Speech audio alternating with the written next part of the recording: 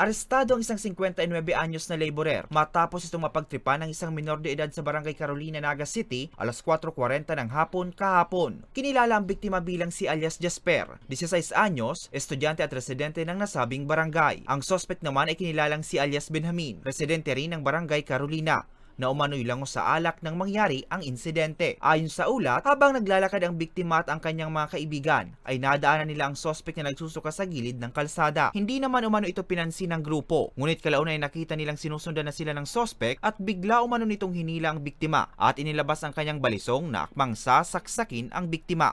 Nung mahawakan itong biktima, bumunot yun ng isang patalim itong suspect na na-describe as a butterfly knife na may habang 28 cm. Nung akmang ang sasaksakin na itong victim, sa pagpumiglas niya ay nakawala po siya at hindi siya tinamaan ng saksak. At hindi rin po nagtamo ng anumang injury itong biktima. Agad naman na nakapagtawag ng tulong mga kasama ni Jasper, kaya nakawala ang biktima sa sospek. Panawagan na lang po natin ulit sa ating mga kababayan, lalo sa mga nagiginom na lagi magtira ng pabuhay.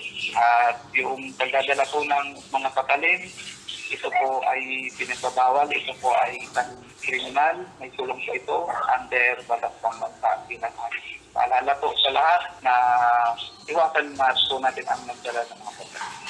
Kasalukuyang nasa kustudiya pa ng Naga City Police Station ang sospek at maharap sa kasong attempted homicide. Para sa mga balitang Tatak Bicol, Hercules Barbacena.